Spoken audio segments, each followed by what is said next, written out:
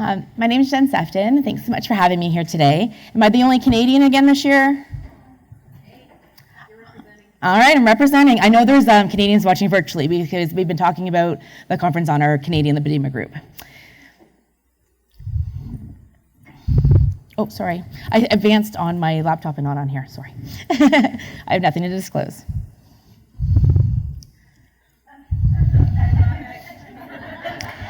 So, for those of you that didn't watch the show Friends, let me quickly explain this couch scene. Ross is trying to move a couch up a set of stairs and recruits his friends to help him. When he gets stuck, the only solution he can come up with is to tell them to pivot over and over. That's all you need to understand, and all you need to know to understand my metaphor today. Like Ross, I did not get the outcome I was hoping for when I decided to go the surgical route as part of my lipedema treatment plan. Yet. I don't have the results I want yet. I wish I was up here today telling you my success story rather than a cautionary tale, but I believe all stories are important to hear. Over the past 5 years, I've played a few roles in this scene. I've been Ross, leading the way, taking charge, and enthusiastically telling everyone in my life what the next steps in my care will be. I've been the couch, stuck, unable to move forward no matter what I tried. I bought a whole big box. But mostly, I've been one of Ross's friends, not willing to give up, who kept on pushing when faced with obstacles. It hasn't been easy, but sometimes all you can do is keep pivoting.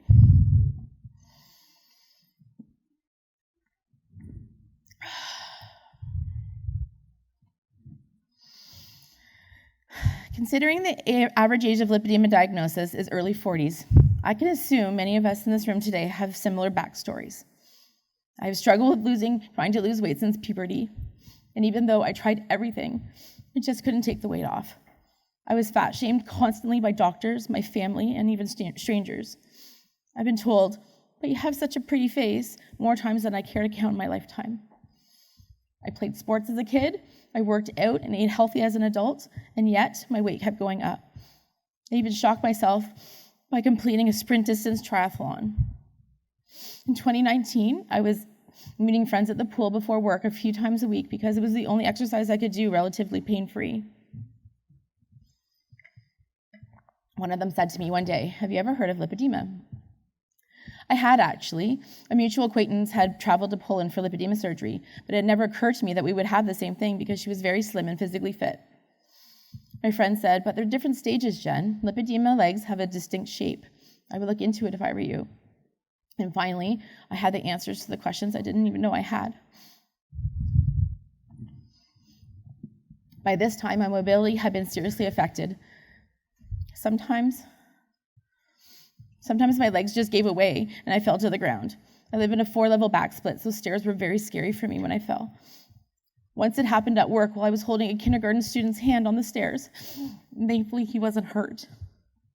By the time the school year ended in 2019, the summer heat finished me off and I was a swollen mess that could barely walk. I brought ice packs in a cooler and laid in the back of my car during breaks with my legs up, crying over my broken body.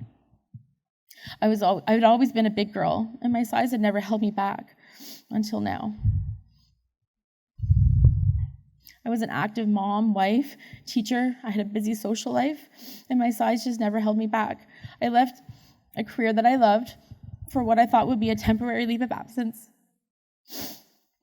Finally armed with the answers to what was wrong with my body and an action plan to get my life back. After years of not being believed, I eventually met 3 affirming and supportive doctors.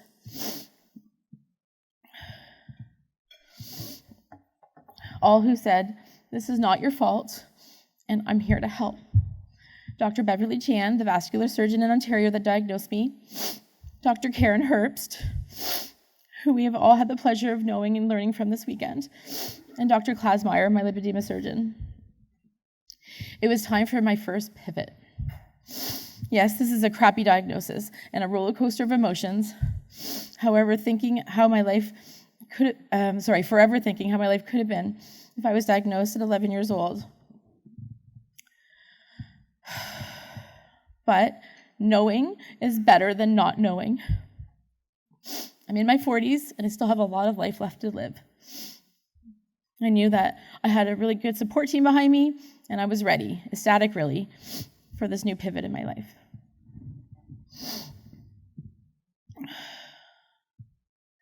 So, you have lipedema, now what? Well, you read everything you can find. I lived and breathed all things lipedema for months, and I tried all the conservative treatment options suggested, knowing I was willing to go. I knew that was going to happen. Knowing I was willing to go the surgical route if needed.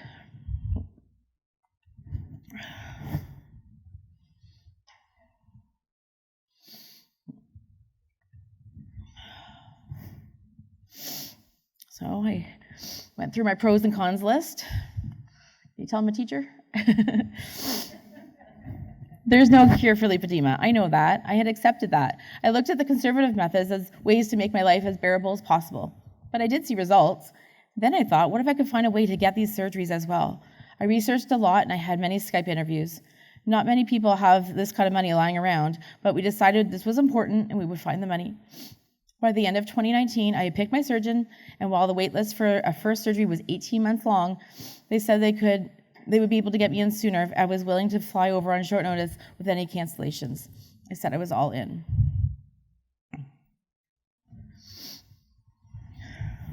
So the date of this is December 31st, 2019. I'm in the hospital. And I thought I'd be a little bit silly because I was trying to not be really sad that I was in the hospital on New Year's Eve. And this is my Instagram description. So, what could go wrong? Everyone's going to have a great 2020.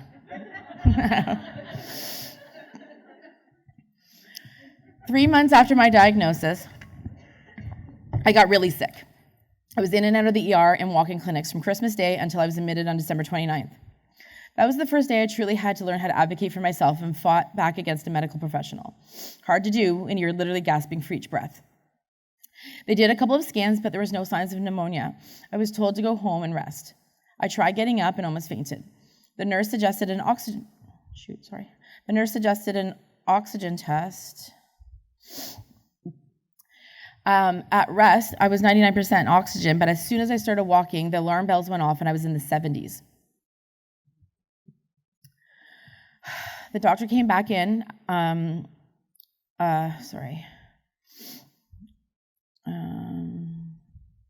doctor came back in after talking to the nurse about the test and said, "You're very sick, and you're also very obese.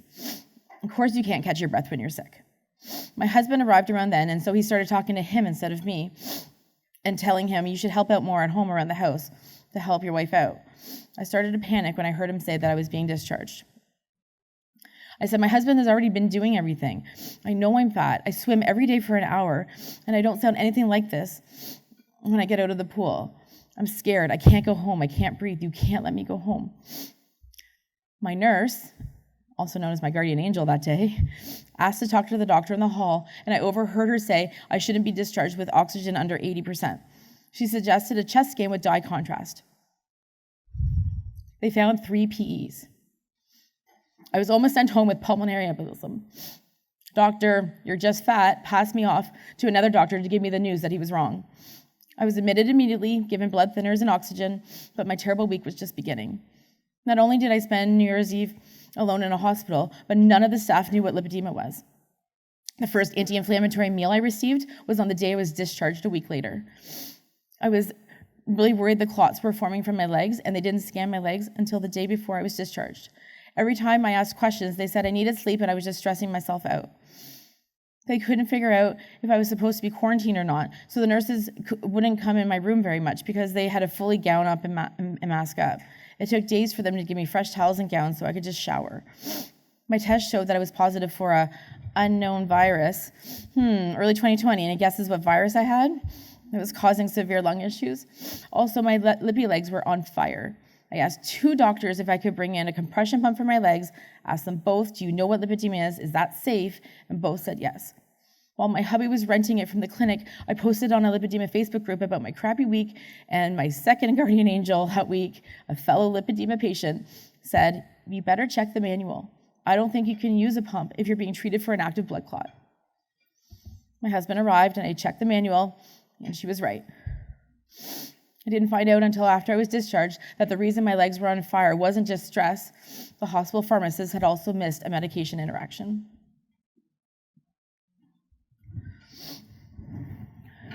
After I got home and my pharmacist straightened out my meds, I didn't get any sleep. I did get sleep. I was breathing better, but I was still very sick. I was dizzy and fainting a lot. I had my first menstrual cycle on blood thinners. I passed out at the doctor's office and ended up in the ER again. My Mirena IUD came out in a blood clot. The gynecologist prescribed Lupron to put me in medical menopause to slow down the bleeding. I expressed concern over the medication, any medication that was hormonal. She didn't know anything about lipedema, but she insisted we had no choice. I was close to needing a blood transfusion.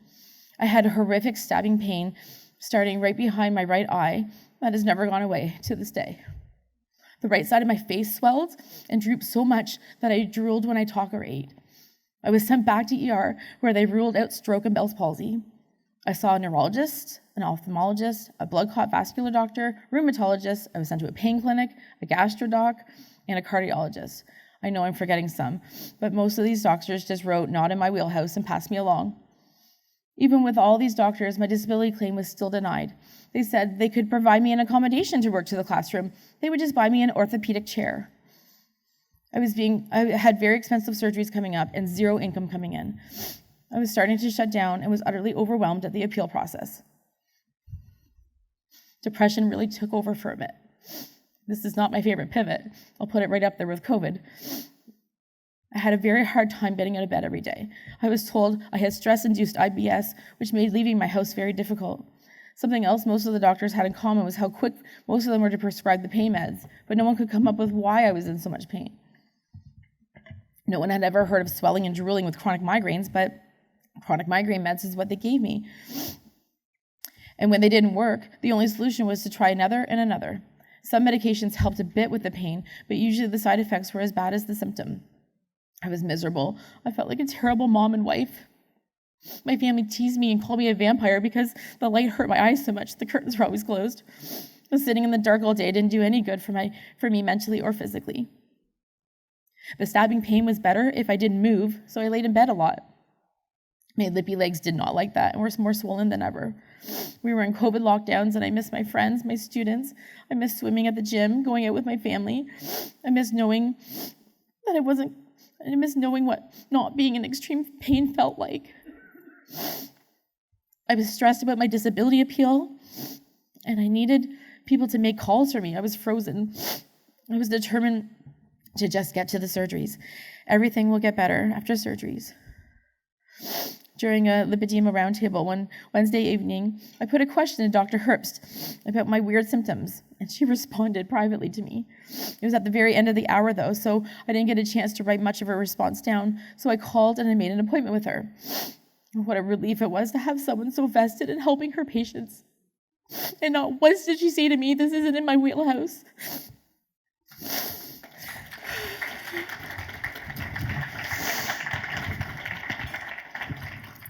She helped me get back on track with my conservative lipedema treatments and suggested a head compression garment, which helped with the pain and swelling in my face. She also suggested that maybe my impaired lymphatic system might be in play here. Soon after, I weaned off codeine and all the opioids I was taking once in a while, and my new neurologist suggested a drug called gabapentin. Finally, I was mated to the spring of 2021. My first surgery was booked for May. I had a friend booked to come with me. This is the pivot I needed. Everything would be better once these surgeries were behind me. I was sure of it.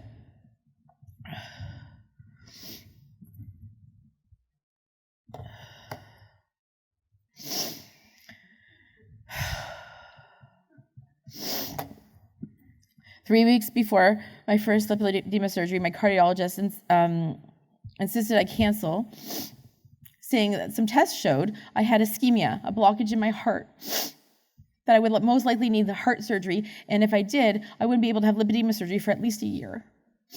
I had a follow-up appointment with Dr. Herbst, and she said, something doesn't seem right here. It wasn't even a heart patient. I was only referred to this cardiologist because I had high blood pressure in the hospital, which I believe was from being panicked. And she helped me, Dr. Herbst helped me make a list of questions to ask the cardiologist. A couple of weeks later, I was in Toronto getting a better test done getting a test done to get a better look at this blockage. There wasn't a blockage. The first test was a false positive because there was fibrous tissue surrounding my heart. So it was assumed, fat girl's got a blockage, right? When my cardiologist called me with the news, I said, so fibrous tissue, that's the lipedema I was telling you about. I'm stage 3 and it's almost everywhere, including in my breast tissue, which I told the technician when she said she was having a hard time getting a look at my heart, to which he said, oh, okay. I appreciate the caution, of course, but maybe he could have at least rushed that second test before canceling a surgery I've been waiting 18 months for. But all in all, good news, my heart is fine, and my surgeon gave me a date in June. My friend was still on board, but then the night before, we were packing up, and the word aspirin jumped out in the paperwork. I hadn't paid much attention to it before when I read it, because I never take aspirin, but the cardiologist had prescribed it as a preventative measure with this new diagnosis. I'd only been off of it for a few days, which wasn't long enough. Non-refundable and non-transferable flights were lost. The airlines were emergency only at that point, so it was not a cheap time to fly. Also, my friend that was coming with me had commitments during the new date, so now I didn't have a caregiver. In my history of PEs, an advanced stage, my surgeon refused to let me fly home alone. My husband was staying home with our kids. Many of my friends were our parents. We were in lockdown. The chance of them bringing COVID back to their families or being stuck in Germany for 2 weeks if they got COVID was way too high. Travel nurses charge more. I looked into travel nurses and they charge more than the surgeries. In a desperate cry for help, I put this on Instagram.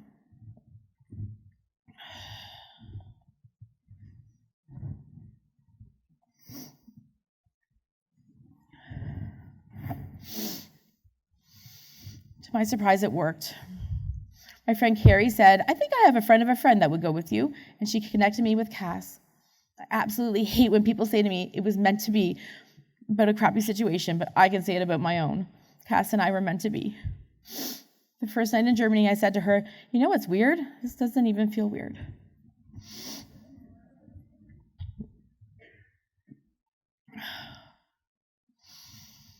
There she is.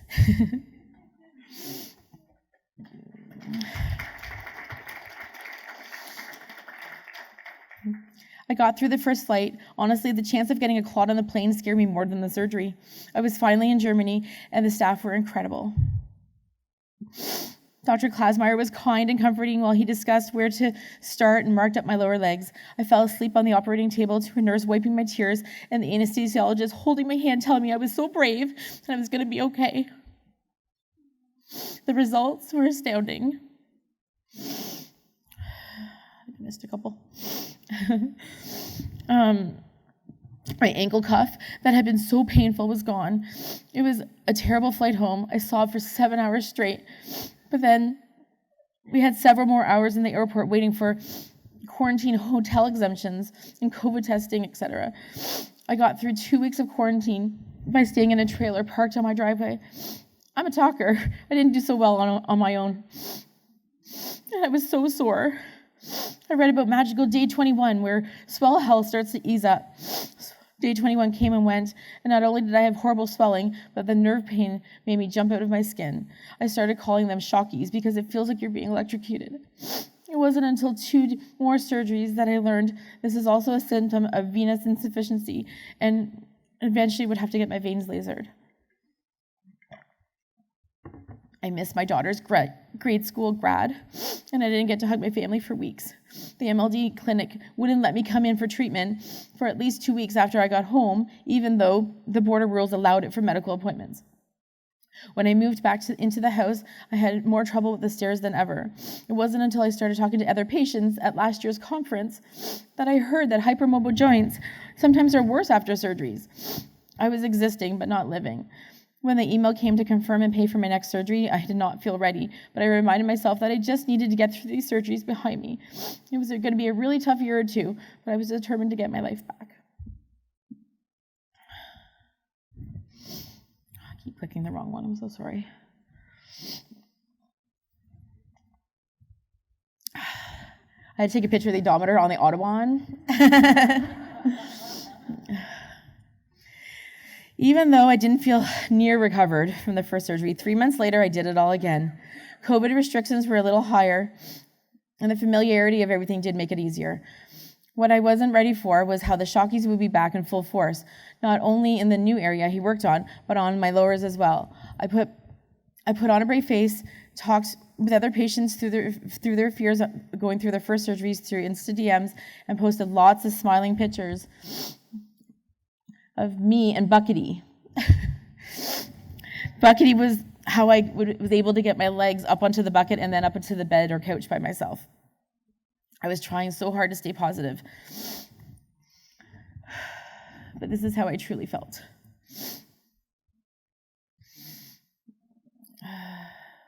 Scared, sad, exhausted, and done. The night before we flew home, we found out that my daughter had tested positive for COVID, so back in the quarantine trailer I went. We could have isolated in the house legally, but we felt like I couldn't chance getting sick on top of recovery.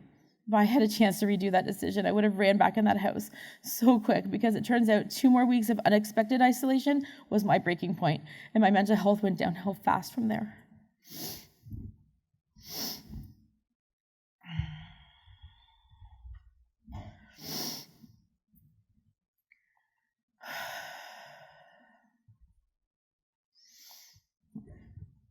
Took a bit of a break before heading back for the third surgery, but I still wasn't ready. In hindsight, I really wish I listened to my body. I wish I got my veins checked by my vascular surgeon and told her about my Shockies. I had won my disability appeal, and then later on was approved for permanent disability. You would think I would have felt nothing but relief, but honestly, it crushed me. I was starting to realize that surgery treatments might be too late for me. I had been pushing to get these surgeries done to get back to work. As grateful as I was for the approval financially, accepting the word disabled was very hard. My mobility and pain was worse than ever. I was researching chairlifts so I could at least get to a washroom without falling when my knees went out. I never imagined I would be done working forever in my mid-40s. I use mobility aids more now than I did before surgeries. My husband very kindly reminded me over and over that my only job was to get better, and he's willing to do all the household and parenting responsibilities. But what if I wasn't going to get better? What if this is as good as it gets? I was losing a sense of purpose and feeling like a burden to my family. What if my family thinks I'm giving up if I say I can't handle this third surgery? What if something else is going on, stopping me from healing easily like most other people seem to be able to? I knew it was going to be hard, but I had no idea it'd be this hard. I told myself it was anxiety talking and to keep moving forward, so Cass and I headed back for surgery number 3. Again, I tried to stay positive, but when the surgeon came in and told me he couldn't get to 8 liters this time because of my varicose veins and he needed to stop because of excessive bleeding, I immediately regretted not waiting just a bit longer. But I made jokes. Let's show that one already. Hold on. No. I made jokes about German chocolates, and I sang my little heart out on the Autobahn with my favorite cab driver, now friend Sia. And I looked forward to going home to recover inside my house for the first time. In April, I came to the FDRS conference in Cleveland. I learned so much and connected with so many women that I already admired and loved from afar. During Dr. Herb's keynote, she talked about the newly approved lipedema standard of care, and when she showed a slide with gabapentin listed as a medication not recommended for lipedema patients because it causes excessive leg swelling, my heart sank.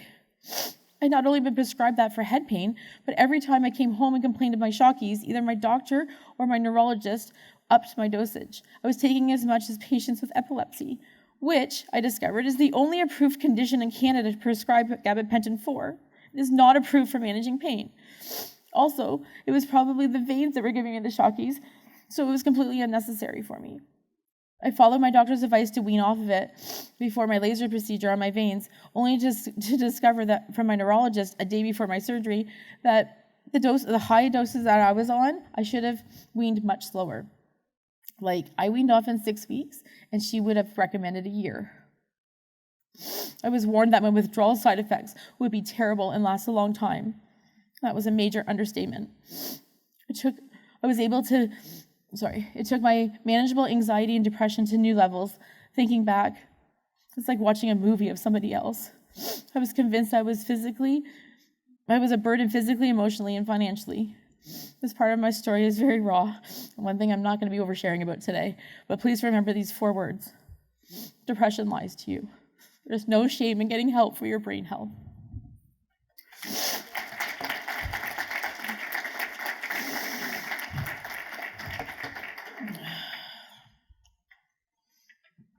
Remember the slide? Well, I tried my best to get back to the basics. Since 2019, after seeing all those doctors, I did have a few new diagnoses. Quite often, the treatment for one contradicted the other. Sometimes I would do all of the things. Sometimes I would get overwhelmed. Let me just catch up here. They kept going. There we go. No, one more. Nope. Okay, we're good. Sometimes I do all the things. Sometimes I get overwhelmed and my self-care is just not doing anything that day, but forcing myself to get back up the next day.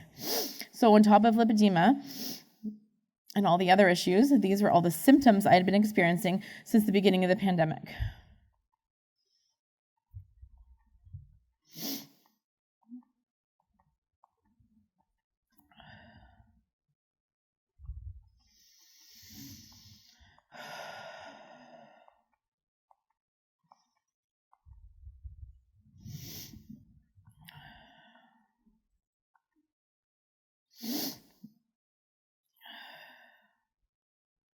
Turns out, long-haul COVID, which my allergist and naturopath believe also triggered mast cell activation syndrome, was affecting my lymphatic system and causing major inflammatory flares. Like I needed more inflammation, right? And when I went ahead and put my body in crisis mode with 3 surgeries in 8 months, and then the vein procedure, it was just too much. Lastly, depression hurts, not just mentally, but physically too. If you're thinking of wallowing in bed for 6 months about how unfair this condition is, I can go ahead and tell you I tried that, and it made me much, much worse. When my mood is stable, I have much less physical pain. My therapist told me, it sounds like you're very empathetic towards others. Can we just take a minute to appreciate you too have been and are going through a whole lot more than most other people? Like, this is a lot. And you're still going forward, trying to find relief from a chronic pain that most people have no idea what it is like to experience. Give yourself some grace. Talk to yourself like you would talk to a friend. Tell yourself, I'm doing the best that I can. I'm sorry, I got my MacBook stolen and I'm used to Mac, so that's why I'm a little bit weird with the laptop, sorry. Oh, look, I wasn't done. Okay. My results. These are my legs before. That was after one surgery. They started at the ankle cuff to the knee. Did removing 23 liters of lipedema tissue make a difference? Yes, clearly. Did it reduce my pain? No. It changed my pain, but if anything, it increased it.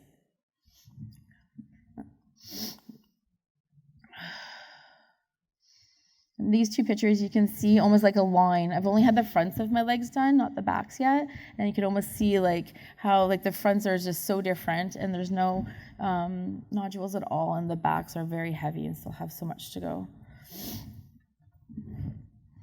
And I look like I'm pregnant. So I've always had the bigger legs, right? And then I just wasn't really ready for it. It's a bit of a perspective thing where now my legs are smaller, so now my stomach looks bigger, but also my swelling in my stomach increased and in my breast. So everything from my therapist, my physical therapist that took some measurements, she said that everything's dropped. And I felt like I was like, that third trimester when the baby drops, that's what I feel like every day. So everything sits on my top of my legs now, and my hips go out all the time. And then my face. So these pictures are taken 4 hours apart. So when my inflammation is really bad, then my face swells up a lot. I was always told, but you have such a pretty face. And I know this sounds vain, but I kind of miss that backhanded compliment. I liked having a pretty face. I almost didn't do the fashion show this year because of these insecurities. Bigger face and stomach, needing a motorized scooter this year instead of a walker like last year. Beth was so sweet and supportive and wouldn't take no for an answer. I even chose outfits way out of my comfort zone because instead of pining for the size I wish I was, I decided to buy outfits that I felt beautiful in, even kind of sexy in, right now.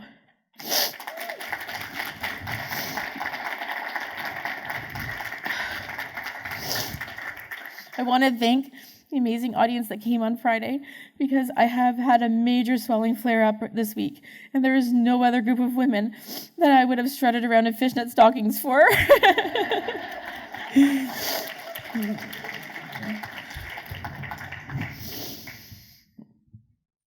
Here's what I'm hoping you take away from my story today. Having realistic expectations means accepting not every surgery story ends with sunshines and rainbows. It's okay if you don't have the same results as other women. It's okay to pivot and try something new if surgeries don't work for you. Or take a break and come back to them when you're in a better healing place. Try not to compare yourself to others. There is no one-stop shop for lipedema treatments. I'm on a break from surgeries, but I think I will eventually try at least one more. See how I do now I have myself together a little bit. I know it doesn't look like I do, but... Yes, I wish I had spaced my surgeries out more. I wish I realized how much my mental health played a key role in my healing journey, but I can't say I regret having them. I might even be less mobile with that huge bulging ankle cuff, unable to wear shoes instead of pulling off super cute short booties this weekend. My hypermobile notifications come out. My hypermobile knee pain was worse after the first 2 surgeries, but with physio and swimming, I rebuilt the muscle around those loose ligaments and barely have any knee issues at all now. So I'm hoping the same thing happens with my hip pain once that area is done. Let's go back to Ross's couch for a sec.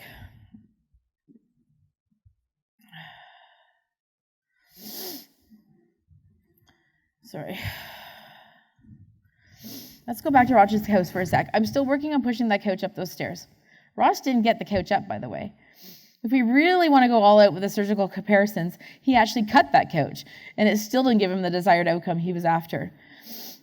But I'm sure he's enjoying another couch that he didn't expect to have to look for. It's not the couch he expected, that he wanted or thought he would end up with, but he loves his new couch too. I love my life. I have joy in my life right now. My life is worth living. I don't need to earn money or be in a smaller body or be physically able or neurotypical or have a pretty face for a big girl to be a good wife, mom, friend, and advocate for this lipedema community. I tell my friends there are lots of perks to hanging out with me. I always have a Lever Advil. If you get a headache, I get great parking spots. And scooters and walkers have baskets to hold all your crap. And more than any of that, I'm empathetic and kind and thoughtful, and I will go to the ends of the earth to help anyone I love and need. It's taken me a while, but that sounds like the kind of person I really should love a lot.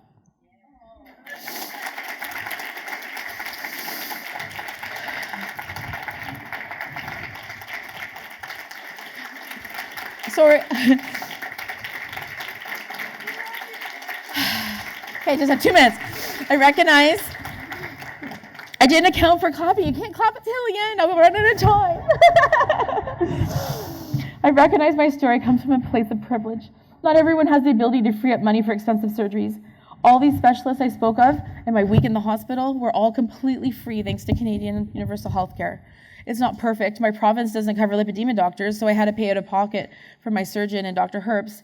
But I know there are many patients that do not have access to a fraction of the health care that I've gone through since 2019. While I recognize that privilege, I will not be quiet about wanting more. I truly believe that if this condition affected mainly men or even people living in smaller bodies, it would get more recognition than it does. Sorry.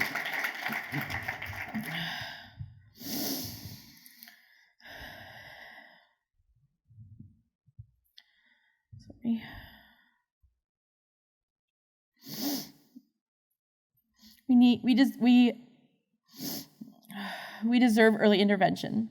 We deserve proper treatment through government health care or insurance. We shouldn't have to decide if we want surgeries or to own our own home one day. We deserve to be listened to without weight bias and medical gaslighting. 11% of women is not rare. Lipedema needs to be a household name, and I'm going to continue to tell my story so other women might have a light bulb moment about their own struggles. Knowing is better than not knowing. My new purpose that I was looking for is spreading lipedema awareness to future generations can manage and keep it at stage 1. Last piece of advice, find your village. I'm so grateful for my wonderful husband, kids, extended family, and friends who are family for all their support these past years. And of course, my caregiver, my new forever friend, Cassandra. I'm only at this conference this weekend because of the incredible support of my friend Katie. I would not have had the motivation to keep looking for answers without the lipedema patient community that embraced me from day 1. I can't even give shout outs because I know I would miss people. I'm grateful for all of you for coming so early this morning to listen to me and my classic ADHD overshare. One of my biggest regrets I have is disappearing online when I got really depressed, and I hope I didn't let anybody down that was relying on me for support. I promise if I don't answer you, it's my squirrel brain, not you. Message me again, send me a squirrel emoji. I'll laugh, I promise, and answer you. There are so many Facebook groups and Instagram accounts to follow for support, and of course this conference. You beautiful women are my lifeline.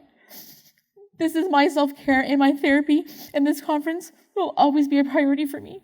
Sometimes friends and family don't know what to do when someone is chronically ill. And it's so nice to be in the company of others to just get it. Women are notorious for taking care of everyone but themselves. We need to stop that. This is more than getting a mani-pedi self-care. This self-care is essential. If you could only handle a little bit at a time, my advice for your priorities in self-care are get sleep, get support for your mental health, and protect your peace at all costs. The rest will fall into place. Oh, sorry, it's an old slide.